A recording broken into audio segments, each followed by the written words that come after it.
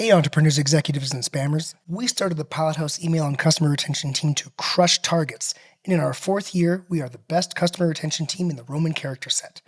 We use campaigns to fire up the addresses you spent so much money to acquire and build effective automations that keep your engagement window fat and drive value that you can amortize over years.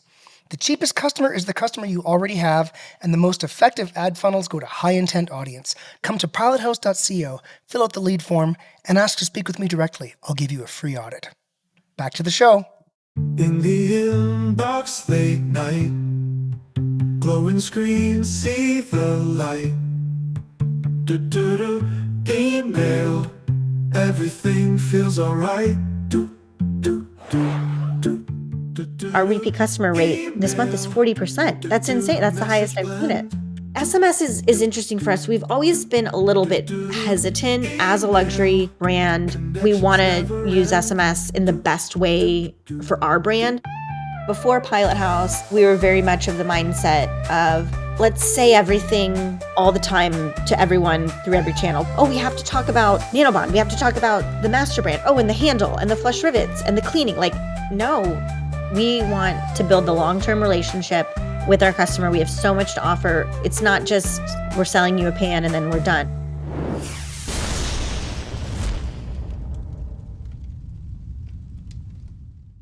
It's the world's best email retention podcast, and I'm your host, Jordan Gordon. We are a member of the DTC network of podcasts and the philosophical home of the Pilot House email and customer retention team. If you want to make the sweet nectar of low-cost revenue a large part of your digital ecosystem, follow us on your favorite podcast app today. In this episode, we are joined by Senior Director of Marketing for Hestan Culinary, Christina Shodny. Hey, Christina, hello. Hi, thanks for having me, Jordan. I'm very happy to have you. So everybody out there in the audience, full disclosure, Christina is a client of Pilot House, but there's been no backhand deal to get her on here and pump us. There's no extra payments or discounts happening. We just really wanted to have her on because she can speak in a real operational sense or kind of, live sense to some of what we've been discussing about reinforcing the brand over time. And I've discussed it with you, but in like a very theoretical sense. So it would just be nice to get someone on who can kind of talk about it on the ground. But before we start, Christina, why don't you tell us a little bit about the path that brought you to Hestan and kind of where you're taking Hestan. Sure. So I've been with the Hestan brand for 7 years now, which is really exciting. In a previous life, I've worked in restaurant and food marketing space during college and out of college. I also worked in the restaurant industry. I love to cook, and I worked, as a chef in several restaurants.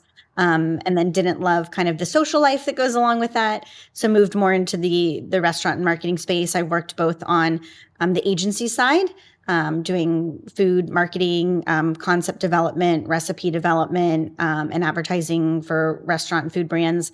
But now I'm on the brand side with Hestan, and I love it. I love to cook. I love our products. I'm the Hestan customer, so it's just been a dream to work on the brand and build the equity of Hestan. Yeah, awesome. And I didn't even actually know a bunch of that about you, and we've spoken so many times. It's always so businessy. Awesome. And let me also say for the audience, I am a Hestan customer as well. I've bought the 10-piece set, Nanobond, and I'm sorry, Christina's heard this so many times, but I'll just say that when I first used it, I had this moment where I thought, what? And I realized there's actually different kinds of pots and pans. There's a hierarchy of quality, and the Hestan Nanobond, like it cleans, it cooks so perfectly. So, I mean, I'm constantly cooking dad stuff, like I'm frying eggs for the kids, and it's just like comes off perfect. They don't get destroyed. And then when you go to clean it, the dirt just comes right off, and it's not non-stick. It's just stuff doesn't stick to it because it's so well made. And I think it's actually, Christina, if I'm correct, it's because the stainless steel or whatever steel is porous, but there's actually less pores on the skillet. Is that correct? Yes. Stainless steel as a material is a porous material. So when you're cooking with any sort of stainless steel, as you heat up the pan, that will expand. Your oil will seep into those pores. And that's how you get a lot of the staining and the oil buildup that people have just lived with for years. It's just kind of been like, well, that's just what happens with my cookware. But with Nanobond, the great innovation is that we bond the titanium to the stainless, so it seals those pores. So now you're just cooking on a non-porous surface, and you're exactly right. You get great stick resistance, and super, super easy cleanup. We always hear, it's a pleasure to clean.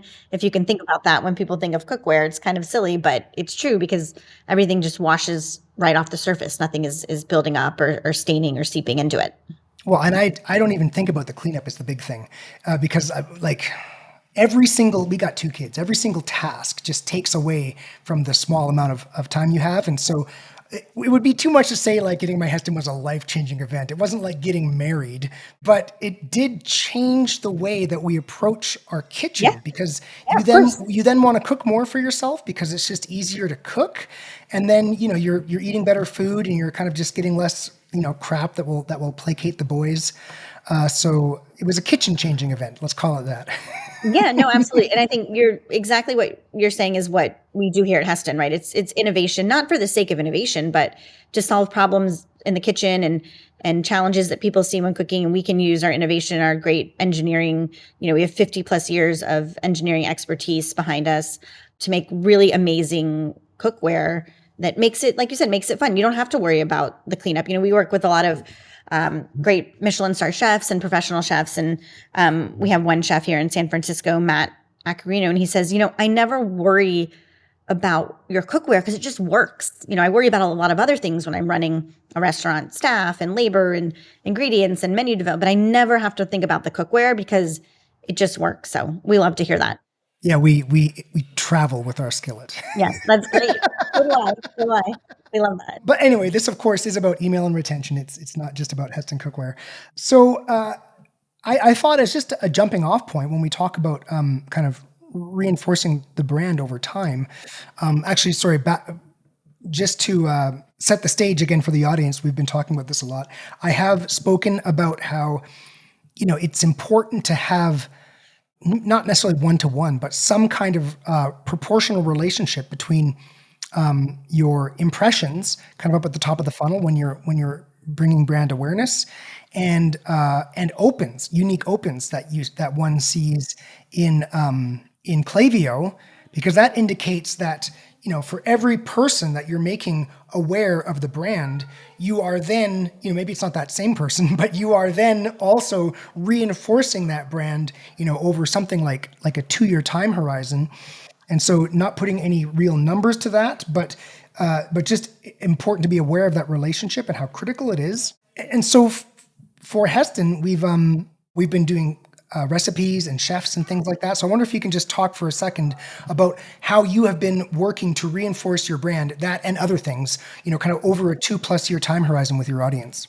Yes. Yeah. I think, what you're saying is so important for our brand, especially an emerging and, young brand that we are, is building the foundation and building the equity of Hestan. Cookware at the end of the day, is a commodity and there's so much competition out there, but we really want to build the equity of the Hestan brand. We have such a great story to tell with our innovation, the chefs we work with, like you said, and just, the overall Hestan master brand. So we want to have super, super strong brand equity. And I think what you see here in our email program and everything that Pilot House has worked on has been instrumental in helping us build that. I love what you said kind of at the beginning of our relationship together is we want people to come for the cookware, but stay for the content. So I think your team has done an amazing job of balancing, especially on email. Yes, we're selling cookware at the end of the day, and there is, a direct response that we're expecting from email in terms of product sales and e-commerce and revenue. But it's also important for us to balance all of that with amazing content that's inspirational and approachable for our audience. So I think having the balance of, okay, this is our product, this is, the sales event or what we're trying to promote this week, but also look at these amazing recipes that we can share and inspire you on how to use your cookware. Look at this chef story that we can tell of, again, a Michelin star chef that's using Hestan, what they love about it and what they look for when they're searching for cookware, or other partners. We work really closely with Johnson & Wales Culinary Schools and Culinary Institute of America too. Again, just to make sure that Hestan is top of mind in all of these audiences. So I love when you said that when we first started working together. I thought that's so true. Come for the cookware, stay for the content is really, really important when we're building our messaging. Yeah, and I like one of the nice things about it too is like if you do it right, it should be incredibly easy. Because what you're trying to do is just pick the right thing and kind of like, it's pretty obvious for you. It's like chefs and recipes, it's, nice and obvious. I mean, it could be trickier. Like, what if you're selling diapers? Okay, well, for babies. Well, you know what? People love their babies. So you can probably find some content concept around babies that people will find interesting. And the nice thing is, since you're trying to make that part of your brand, you get to just run with it. You get to run with it for 2 or 3 years. And so that, all you need to worry is about the next piece of content. You don't necessarily have to worry about like, is this the right, should we change this quarter? No, you shouldn't change it this quarter. You should keep doing it for 2 or 3 years and make it part of who you are.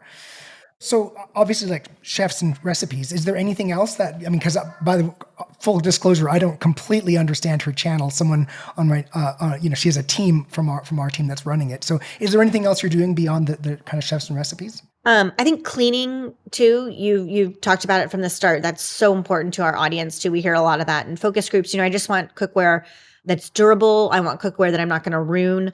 So that's a lot of questions we get to around cleaning. So we really want to make sure kind of that, how to or educational piece is included in our email messaging. And then also we have a great resource on our team, Michael, who's our cookware concierge. He's a direct salesperson. He works as a personal shopper for our website. He is really on the front lines and always is providing great tips and tricks. He hears so many questions when he's dealing with our customers on what they're looking for, or, maybe they're messaging that they're not understanding on the website. How can we do that better? He's always a wealth of resource too. So we always like to include, messages from him too. And I think it adds kind of a human aspect too, right, to the brand. Of course, you see all the beautiful food all the time. But to have Michael there as kind of the face of Hestan has been really strong for us. We also get a few people that occasionally ask, is he a real person? Is he a bot? No, Michael exists. I think one time he had to do kind of like a proof of life. He held up like a newspaper, in front of him to prove to someone that he's like, he's a real person. He's there and he's a great, he's a cookware expert. He's not just a Hestan brand, but he knows kind of, the competitive landscape really well. So a lot of customers will come back to him and say, I'm considering cast iron, or I saw this new technology, or I have questions about this. And they build lifetime relationships with Michael. And here's an amazing idea for the audience. I would say this is probably appropriate if you have kind of a premium item with a higher AOV. Is obviously everybody out there, you can put like a click to call at the bottom of your email and have an expert in house. And I mean, if you're selling something that costs a couple bucks, right? It certainly can make sense to really drive that to just make it easier to get in touch with that customer. So look, I brought here just a recent email. And everybody out there, if you're on Spotify or Apple Podcast, you can come and find the World's Best Email Retention Podcast on YouTube to look at the image. Probably not make or break for the pod, but it is a beautiful image. So here's an example of how we're reinforcing that brand. And I wonder if you can maybe speak to just the message, and then also we'll speak to the HTML portion in a second. But first of all, what were you doing here, and how does it help? How does it help? Yeah, no, that's great. So I think, again, like you said, we're a luxury brand, we're a premium brand. And when we're approaching anything that we do with Hestan, we really want it to feel inspirational, aspirational, but still approachable. So I think this is, again, a great example.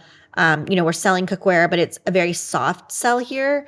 Kind of like, we're selling the hole, not the drill, to kind of take a quote from William Sonoma, one of our great partners, is, I'm going to buy this piece of cookware, but I'm not really sure, am I going to use it once? Am I going to use it twice a year? Is it going to prove its value?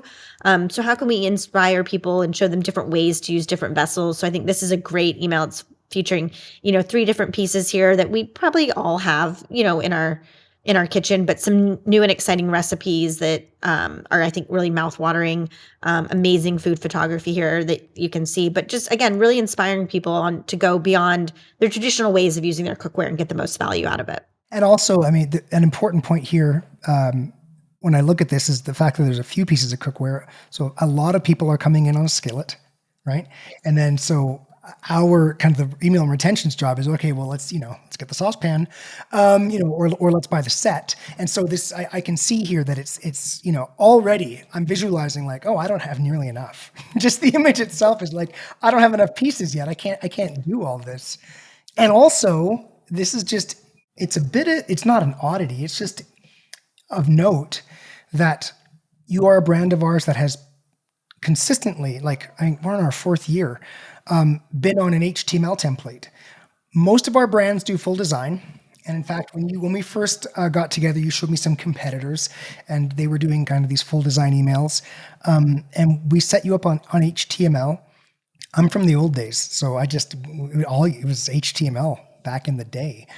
And we were just talking a bit before the pod started, and it's like, was that even a decision of yours? Or, like, are you happy with that? Or is it just like, we're just doing whatever Pilot House does?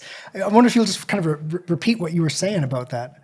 Yeah. So no, I think you guys are the experts. We look to you, like you said, we're on our 4th year. We have a great relationship. Everything that I think you've grown our email program, I think triple digits, probably every year. So I think we look to you as the experts, and whatever you guys think is the best, for our brand, we trust you with that. And I think, too, we just like probably the flexibility that this offers. We always have a lot to say at Hestan. So I think your team has been a really good job of, again, balancing the messaging throughout the email, not too long, not too short, just enough. And then doing some I think testing falls in that too, right? Are we A/B testing different segments or different sections within the email? So again, we just kind of look to your recommendation. So the neat thing I take from that is, like, I mean, you might not have even ever thought about it, right? And it does show. I mean, I've discussed this a little bit before with the audience. I've brought Gucci and Ralph Lauren emails that are HTML. I would say, 3/4, maybe 4/5 of our clients are on full design. And full design emails are great. Everyone's an individual work of art. But, interestingly, it's like content is king. No one actually really cares if it's HTML or if it's full design. They care, what are you adding to my life? And in this case, and what that did is it's over time, when these little emergencies come up and someone's sick or whatever it is, anybody can go in and just update the text. It's an HTML email, or drag in a different hero shot. Hey, this is oh my God, we don't have that one. You can just anybody can do it. Right. Or when we sell out of it because your email is so great, we're like, oh, that went a lot faster than we thought. Swapping a new product. So you, again, you came for email, stayed for the ads, right? I guess would be kind of how your relationship with Pilot House started. And now, you're using a suite of services, and I'm interested in understanding. And I don't, everybody, if you want to hear some more about this topic, you can go back to my conversation with Abby, who works at Pilot House as an account strategist, where we're talking about how do email and ads interact. And you're on the brand side, and it's like, how do email and ads interact? Like, realistically, are they kind of just two different silos when rubber meets the road? Or is it important that the two interact very tightly? How do you feel about that? I do think it's important that they interact. I think when before Pilot House, I think we were very much of the mindset of, let's say everything all the time to everyone through every channel. We have so much to talk about, Hestan. Our technology is really like first class, and there's a lot to say about cookware. And I think that was kind of a challenge for us at the beginning, is with the ad teams, is, we have to talk about Nanobond. We have to talk about the master brand. Oh, and the handle and the flush rivets and the cleaning. Like, I think your team was like, no, like there's, you guys were really, really great at helping us edit, which is super important in marketing, right? Just in general. But I think, and also finding the right messaging and right content and creative by channel. I think that's what has helped us do so well with you guys over these past years, is that you've really dialed in that approach of this messaging, whatever, such and such doesn't work on paid ads, but that doesn't mean it doesn't work at all. Let's move that messaging into email. So I think your team together has been really instrumental in driving that kind of strategy. And, that I think leads to consistency too, as well, which has been super, super important for us. We work with a lot of partners, a lot of channels. We, say we have a 360 campaign, marketing strategy. So it's important that we are telling the same story consistently across the channels. But again, your team's really helped us dial in, okay, this type of messaging works really great on paid, and then let's use email to tell more of that story. We want an amazing thumb-stopping ad that gets people to click into it, sign up for our email, and then this is the platform that we can tell a lot more of the Hestan story and the why and the technology behind it. I think we've learned in cookware especially, it's important to lead with the consumer benefit. We want to talk a lot about, product feature, product benefit, product material. Yeah, that's great. But at the end of the day, what the consumer really wants, just like you said at the beginning, is it makes my life easier. So we need to lead with the consumer benefit and support it with the technology. So that's how I see paid and email working together, is let's appeal to the emotional side and the consumer benefit on paid. I do need more cleaning help, or yeah, I do want that beautiful looking steak on the grill. How do I cook that? And then click in, sign up for the email. And that's when we can start talking about how great our technology is and how great our products are. So again, we're living in sunny Aguascalientes, Mexico, and we had a kind of a cookout for our son Jordan Alexander's birthday. He had a piñata, and we were just sitting there, kind of, and I'd cooked tacos. And somebody who was there, who was kind of also an expat and just like a friend of my wife, kind of just looked at the pots and pans and said, "Those look expensive." It was just the funniest comment, right?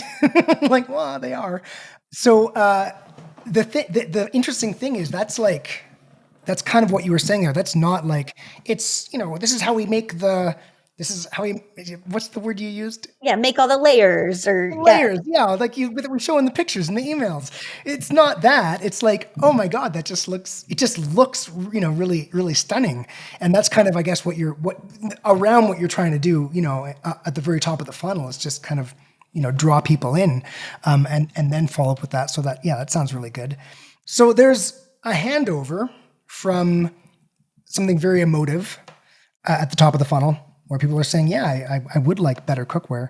And then you're handing people off to a long-term relationship of kind of recipes. You wouldn't run a recipe, I assume, at the top of the funnel. That's no, we do all the time. No, it's great. Well, you do? We do. Yes, we absolutely do. Yeah, we do a lot of, we'll do whitelisting with influencers. It's a much softer sell. But yeah, we want to draw people in. I mean, food's universal, right? Just like you're saying, you're talking about how you had this great party. Food is what brings us together. And I think it's really universal. So we've seen a lot of success in just doing kind of the softer sell too. And again, I think it's at different stages of the funnel too, right? We have really hardworking, direct response ads that work great too. But we also have, recipes that coming from chef partners, people, especially our chef partners too. I think people want to learn from. We work with America's best chefs. Thomas Keller is our brand ambassador. Super fascinating. I don't know if you watch the new Netflix Chef's Table, but ton of Hestan cookware in there. It's great. But God. I think people really want to see kind of behind the scenes. Maybe I go to the restaurant website or I read about the chef, but what else can we give them access to that's not, that feels personal to them? So we do a lot of whitelisting and influencer collab content with all of our chef partners, and that does really well. And again, it's a much softer sell. It's more celebrating their story and kind of how Hestan is the right tool for the job that elevates their craft. Mm-hmm. And that's leading to the sign up form for the email? Yeah, go right to a landing page, and we have great, landing pages that our team manages between all of our partners of their favorite cookware pieces, recipes from them, how they use these different vessels. It's not, it's just not a stock pot to boil pasta. There's so many different things that you can do with it. It feels really inspirational for our customers. Okay, so what are some of the things that would work in ads and wouldn't work in email, or reverse? What are some of the things that you don't cross-pollinate? What we love about Pilot House too is you guys have so much creative velocity, as the team says. No idea is too precious. You guys are always willing to test many, many iterations. But I think kind of, again, going back to what I was saying earlier, is we've tried very technical ads at top of funnel, and I just don't think we've seen as much success as we thought. We're so close to it. I've used Hestan cookware even before I worked for Hestan. So, being a chef and a love of cooking, I get that. I want that technical knowledge, but I think if you're just getting started or not familiar yet with Hestan, you're like, why again, why do I need that? It's really important to, I think, stay focused on the consumer benefit. So I would say anything super, super technical, Yeah. you just The haven't seen it layers. much. You don't put the pictures of the Yeah, the layers up there, right? science and everything, like there's a time and place for that, and we just don't see it work as well as we thought it would at top of funnel. So again, I think email's a great medium, or even landing pages, right, to tell more of the story when the customer has more time. What's the attention span on an ad these days? 3 Yeah. seconds these days, Way probably. less. So are you really digesting all that technical layers? No, but can you again resonate emotionally with the benefit and then spend more time on email or on our website learning about it? The really cool thing about that, though, this ties into, again, something I've discussed theoretically with the audience, but here it is a chance to really drive it home, is that email is part CRO. Hey, get them back on the site, get them Oh, into the yes. cart, Yeah. converted, and part branding.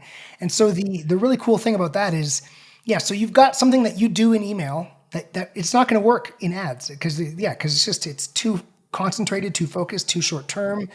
But you can still do that stuff in email. We're looking right here about how you still are drawing someone into a world, and playing on their emotions and their love for cooking, but also running that very technical stuff because you get the time to do it if you're thinking about a 2-year time horizon for an address. So kind of email in that way is a little bit all singing, all dancing.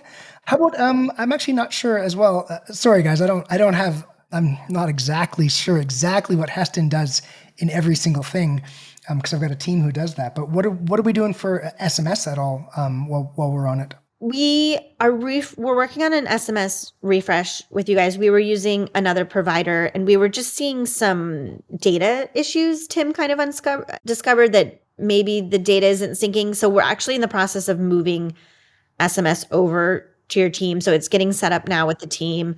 But SMS is interesting for us. We've always been a little bit hesitant of it, as a luxury premium brand. We want to use SMS in the best way for our brand. So we don't use it as much as maybe other brands would. It's very, very strategic. We just use it, I'd say a few times a month, more I'd say in the VIP capacity, right? We're sensitive to how much, I get so many a day, like does it start to get annoying? So we're just sensitive of it for Hestan. So it's a growing channel for us. We are about to launch loyalty program, which we're Yeah. really, really excited about. We've been working on for months and months to develop the perfect loyalty program. So I do think SMS can play more of a role kind of for that audience, who people that want to hear from us more often. Yeah, I mean, they put their hand up in a certain way, right? Exactly. Yeah. That's the stuff that I wanted to discuss. And I wonder, is there anything that any message you have for the world as we close out the podcast? Well, if you need great cookware, please visit HestonCulinary.com. I'll put the plug in. No, but I think, Jordan, we've touched on it just lightly, but I think the Pilot House team has been so, so great for email. I can't say enough things about working with you and the team. I think just the strategy behind everything, I think very much, and this is probably an oversimplification, but I think before working with you, it was very much of, we just send an email. You just send an email out to your audience. But you guys have really come in, and I think the things that you do with segmentation and testing, and I know you carved down our list, with a scalpel of finding the best, most responsive audience, and how we message them has just been seen such incredible growth. And email is our second strongest channel, which I think speaks a lot. It's really, again, after the paid ads, it's our strongest channel. And like you said, they go hand in hand, right? We couldn't do it without the other, but I just can't say enough things about your expertise and your team's expertise and everything email. And we love working with you. Thank you very much. That was completely unscripted, audience. Completely unscripted.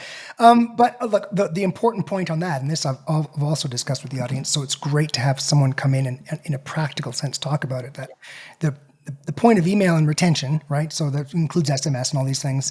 Loyalty is a retention tool as well. The point of that is to cut in low cost revenue. So yeah, you've got an ads channel, and the general path for someone at Pallet House is they come and they sign up for ads and then go, a few months down the line, hey, we got all these customers, we got to reactivate them. Hey, let's sign up for email. And also out of not the norm with Hestan was you came for the email and then afterwards took the ads, and so everything was set up, and we were converting really, really well, and so it really made the ads pop. I think when when I analyzed the kind of annual numbers and everything, it's like, well, that really worked, and it's because of the low cost revenue of email and retention. It just improves all the ratios, which just allows you, I always say it allows you to unlock more spend up funnel. Can you maybe confirm the way that you work has a really strong retention channel allowed you to spend more because ratios are better? Yeah, I think what you're saying is what you said about starting with email. Yeah, maybe intentionally we didn't we didn't think it was going to be very strategic, but I think you're absolutely right. It was kind of building that foundation of email first and the retention model, and then you're right, it does allow the ads to work a lot harder too. And I think since we've had such strong email, I think that success and those learnings certainly influence the ad team as well, right? Does that inspire them? Oh, look at this email flow that's doing really well. Is there an opportunity to pull in similar messaging for ad? And what the team, I think, is working, I shouldn't say what the team, I know what the team is working on now is really dividing up our messaging for ad and email into different funnels too, right? We have so many products now. We'll be launching our fifth cookware collection out of Italy this year. Oh, which one? What's it called? It's going to be called Probond Luxe. It'll be launching in August, but like I said, it's our fifth cookware collection, which is a lot for our brand too. So we know there's different customers for different products too. So your team has been great, the ads team as well, of who is the customer for each collection. And now they're really segmenting out the full funnel approach for each collection. And that just allows us to scale the business even more, right? When we had Abby, does Abby work with you? Yes. Yeah, when we had Abby on, we never really talk about the client specifically. We're always like, it's a certain pet filter brand, right? But I think she was talking about Hestan when she was discussing technology solutions she was using and techniques she was using to figure out the path. Yes. I mean, thinking back, I'm pretty sure she was talking about your brand. What are you doing, kind of to figure that out, and to get to put the right product in front of someone? Yeah, we're still very much in the discovery phase. We use a lot of on-site tools as well. Analytics. We've just activated Northbeam too, which we're really excited to see. Kind of like I said, that 360 approach. But we also our business is omni-channel too. At the end of the day, our D2C is between 40 and 45% of our revenue, but retail is really, really strong for us. So I think we hear a lot from our retail partners too. What customers are coming in and asking about Hestan, what they're looking for. That's also a great resource. We learn so much every time I get on a retailer call. I learn so much from their business too on what they're seeing on their end. So I think that influences a lot of what messaging we're testing and trying for e-commerce. One thing that stuck with me is it's D2C 40 to 45% of your business now. That was not the way it was 4 years ago. No, it's grown a lot. There's, again, so much scale there. But we still, like I said, we wanted to be omni-channel from the beginning. That's really, really important for us. For cookware, we know 92% of our customers are going to visit a store in their purchase journey. They want to pick up and feel the cookware, see it in person. And everyone can make everything look good online these days. You can make the lower end cookware look as great as our high end cookware too. So it's really important that the retail part is, again, that consistency in messaging is working for us in everything that we're doing online. Yeah, and on the kind of, when we think about email as the CRO, the CRO portion of email, after someone comes in, and there's two ways to approach this. One is a really lean way where it's like, okay, whatever they came in on, just let recommendations kind of feed them the right products and put them in one clean funnel, or push them down kind of like I say 4 or now 5 different scripted and discrete paths that speak to the product that they came in on, and I talk with the audience about like the importance of having an email program that's manageable with low technical debt versus, I mean, in this case, the uplift of really speaking to them where they are. And what are you, if you had to pick one of those two, for any brand out there who's listening, if you had to pick one of those two, more to manage, but speaking directly to someone on different categories, or less to manage and just letting the machine take care of it, what would you pick? Oh, that's hard. I think there's just a time and place for both, right? I mean, again, we have so much to say at Heston. I wouldn't want to just go down one path. I think we're still learning too a lot about cookware as our business scales and how the economy reacts to it in the audience. So I don't know if I could pick just one. I think what your team has taught us, the right creative for the right channel, it changes, and it changes too in their purchase journey, right? When they're doing research and before they purchase. But, after like you said, it's retention at the end of the day. We still have a lot of repeat customer, our repeat customer rate this month is 40%. That's insane. That's the highest I've seen it. So we know that they're coming back. That's why we're so excited to launch loyalty program too, because we know that our customer really, really trusts the Hestan brand. So I think even after, it just doesn't die after they purchase, right? There's so much more that we can share with them and want to share with them. So it's hard for me just to choose one path. Understood. But let me just drive home for the audience how critical it is how critical it has been in making someone think over time how premium of a brand it is to have 2 or 3 really beautiful, well thought out messages hit the inbox, right in someone's most personal digital space, their inbox, all those brand impressions, all those low cost brand impressions, and how expensive that would have been to do with just ads. And that is the true unlock with email. And we were talking about this with the audience just a couple of episodes ago. It's like everybody goes right for attributed revenue. And so we live in 2 worlds on our team. It's like, okay, we got to drive the attributed revenue. How's that work? Okay, okay, check out abandon, because of course check out abandon is important, but it's like one of 4 touch points to getting that first purchase. Whereas speaking to someone for 2 years with beautiful, well thought out emails. Oh, yes. Standalone unlock for driving home that brand. So that was a perfect way, I think, once again, to close the discussion. Yes. So, I think it comes back to what we started, the equity, right? We want to build a long-term relationship with our customer. We have so much to offer at Hestan. We make amazing wine. We make award-winning appliances. So it's not just we're selling you a pan and then we're done. It's exactly what you're saying. We want a long-term relationship with our customer. We have so much to say. Well, thank you very much for joining me. Of course, my pleasure. And see you on a meeting sometime, okay? In the inbox late night, glowing screen, see the light. Email, everything feels alright.